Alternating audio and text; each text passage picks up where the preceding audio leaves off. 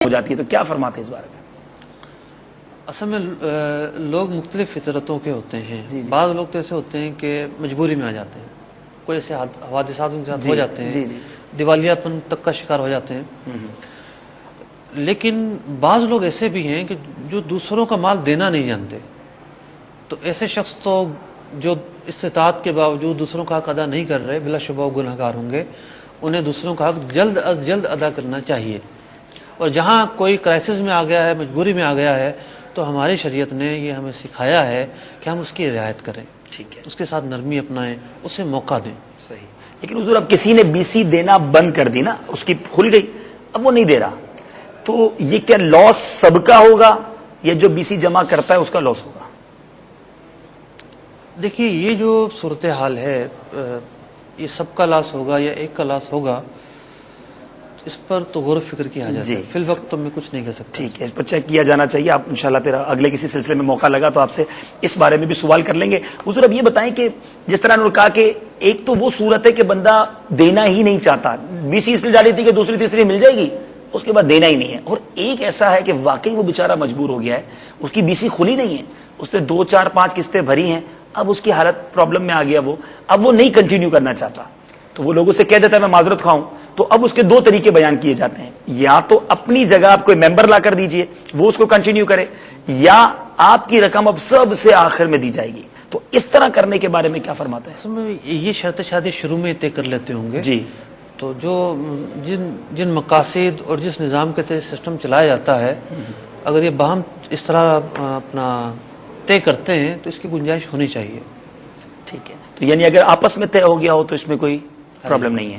اچھا، ایک سوال اور ہے حضور ہمارے پاس کہ بہت سارے لوگ ہوتے ہیں کمیٹی کھل گئی، اب وہ جب کمیٹی کی سب کی جمع بھی ہو چکی ہے، ڈیٹ بھی آ چکی ہے، لیکن جس کی کھل جاتی ہے اب اس کو دینے میں تاخیر کی جا رہی ہے، حالانکہ لوگوں سے پیسہ جمع ہو چکا ہے.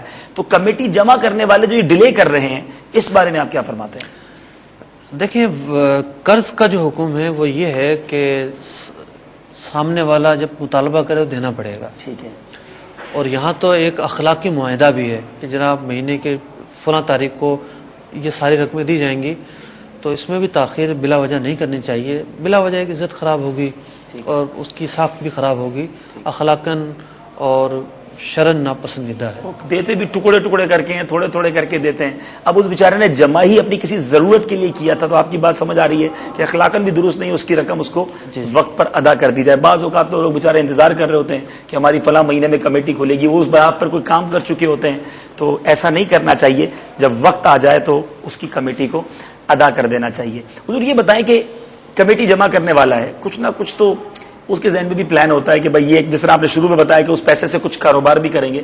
بعض اوقات ان کی یہ بھی ڈیمانڈ ہوتی ہے کہ پہلی کمیٹی تو میں لوں گا، اس کے بعد باقیوں کی کمیٹی کے نمبر آئیں گے. تو اس بارے میں آپ کیا فرماتے ہیں؟ میں نے عرض کیا کہ 2 طریقے ہوتے ہیں. ایک تو یہ کہ نمبر ڈال لیتے ہیں، ٹھیک ہے، اور دوسرا طریقہ یہ ہوتا ہے کہ قرعہ اندازی ہوتی ہے. ٹھیک ہے، تو ظاہر بات ہے کہ کسی نہ کسی کا تو پہلا نمبر آئے گا. صحیح. جب نمبر ڈالنے پر معاملات ہوں گے تو اگر یہ شخص اپنے لیے پہلا نمبر لیتا ہے تو کوئی حرج نہیں ہے. لیکن یہاں ایک شبہ ہے جس سے یہ سوال قائم ہوا کہ یہ لوگوں سے پیسے لے رہا ہے اور وہ یہ اپنا فائدہ کہ سوچ رہا ہے قرضہ لے کر. تو قرضے پر تو فائدہ نہیں ہو سکتا، تو پھر اس لیے کیا کرے حضور؟ تو قرضہ دینے والا جو ہے وہ فائدہ نہیں لے سکتا. ٹھیک ہے، لیکن پہلی بی سی وہ لے سکتا ہے. قرضہ دینے والا جو ہے وہ فائدہ نہیں لے سکتا. وہ اگر فائدہ لے گا کلو قرض جرا منفیۃ فہو ربا، ٹھیک ہے، تو سود ہوگا. ٹھیک ہے، لیکن جو قرضہ لینے والا ہے وہ تو لے ہی اس لیے رہا ہے کہ اس سے فائدہ اٹھائے. ٹھیک فرما رہے ہیں. قرضہ لینے والا اس قرضے سے فائدہ اٹھانے کے لیے تو قرضہ لیتا ہے. ٹھیک ہے، تو یہ شخص جمع کرنے والا اگر پہلی بی سی کو اپنے لیے ٹھہرائے باہم اتفاق سے تو کوئی حرج نہیں ہے. ٹھیک ہے. قرض سود وغیرہ کا معاملہ نہیں ہوگا. فیضان مدینہ میں آذان عشاء کا وقت ہوا چاہتا ہے. آئیے آذان کا پہلے جواب دے دیں، پھر اپنے سلسلے کو انشاءاللہ جاری رکھیں گے. صلو علی الحبیب صلی اللہ تعالی علی محمد صلی اللہ علیہ وسلم.